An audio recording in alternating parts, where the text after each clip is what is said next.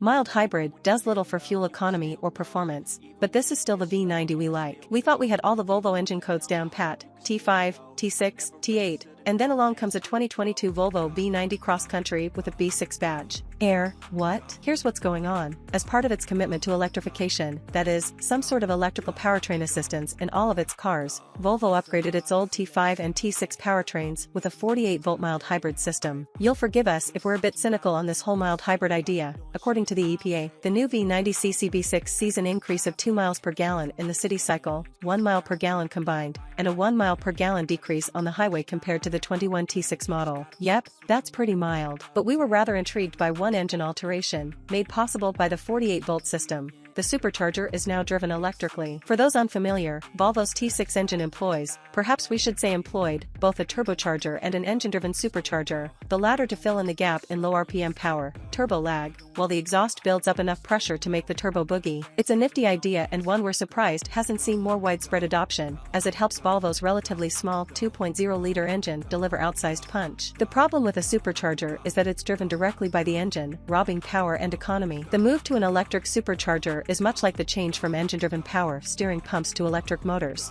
It removes the parasitic load when it's not needed. Still, we wanted some hard numbers, so we brought the 2022 Volvo V90 Cross Country B6 out to our test track. Under the hood is the same 2.0-liter found in Volvo's T5 and T6 equipped cars. Power output is 295 horsepower and 310 lb-ft of torque, a decrease of 21 horsepower and an increase of 15 lb-ft compared to the 2021 T6 engine. The 8-speed automatic transmission is a carryover. The B6 powertrain features something called an integrated starter generator, ISG, which you can think of as a beefed-up starter motor. It's connected directly to the engine and is charged, with restarting the engine after an auto stop, the engine shutting itself off at stoplights. It also provides the muscle to get the car rolling as the engine fires, which explains the improved city MPG figure. The ISG doesn't provide power on the move, which is why you wouldn't expect to see its output, 13 horsepower and 30 lb-ft, added to that of the engines, as with most hybrids. Instead, the ISG does its generator bit, producing electricity for both its own, small,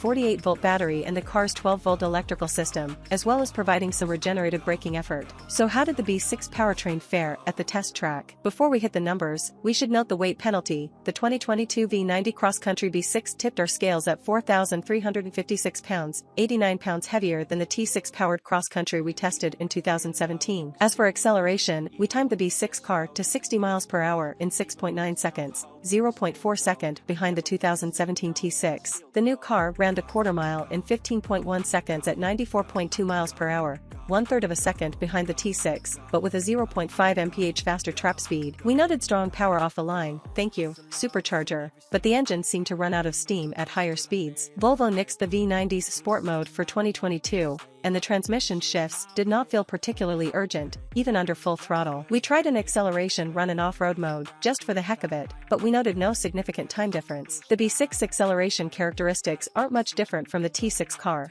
Actually, the test data reveal exactly what we expect from a car that is mechanically simpler but carrying an extra 1.3 pounds per horsepower. From that we deduced that the electric supercharger works just as well as the old engine-driven one. Braking performance was identical to the 2017 car, with a 128-foot stop from 60 miles per hour. The Volvo exhibited lots of nosedive, but we lauded the consistent feel between Volvo models, with the V90cc behaving exactly like the 2022 XC60 B6 on which we've also done braking tests. The air-sprung V90 Cross Country model is styled as an SUV, with a significantly taller stance than the now discontinued V90 wagon with which it shares a body, so we're not too surprised it pulled an average of 0.80 g on the skid pad, compared to the 0.89 g we saw in a 2021 non-cross country V90 R-Design we tested last year. The 2017 V90 Cross Country also did better at 0.84 g, a tire change, perhaps, or just the extra weight at work. We drove the 2022 Volvo V90 Cross Country B6 around our figure 8 course in 27.7 seconds at an average of 0.61 g, again trailing both the lighter 2017 T6 car,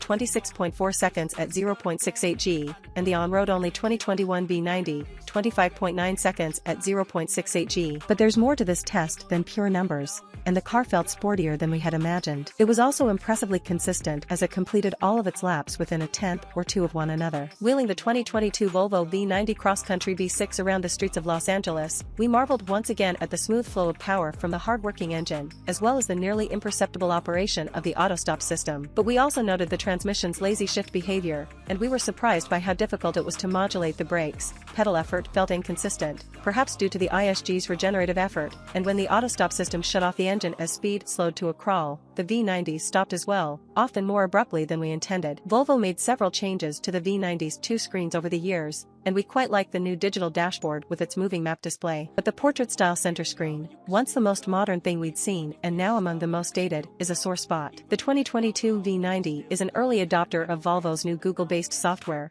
and it's a poor fit for the old hardware. Everything is accessible through menus, and not all of the placement makes sense. We don't know that we used the Google Assistant voice command system to its best advantage. Our car was an early model that had some glitches, which we expect to go away, as the system now supports over-the-air updates. To be fair to Volvo, our focus was on performance testing, and we need more time with the company's new infotainment system to give it a fair review. To be fair to ourselves, Volvo's old software was never the most user-friendly, and our first impression of the new system is that it is even less so, not least of all because all this new functionality is stuffed into that same tiny screen. A bigger monitor with a better thought-out home screen is a good idea. Since our mothers taught us to always pair criticism with a compliment, we'll add that the optional Bowers & Wilkins audio system sounded absolutely marvelous, especially once we stumbled upon the menu to fine-tune its settings. Then again, with a $4,000 price tag, we'd expect nothing less. Overall, we could have this car and be mostly happy. Sure, we have criticisms. Some, like the confusion over its infotainment system, we could get over. Others, like the inconsistent braking action, could prove more irritating. Our time with the 2022 Volvo V90 Cross Country V6 reminded us of everything we love about the V90,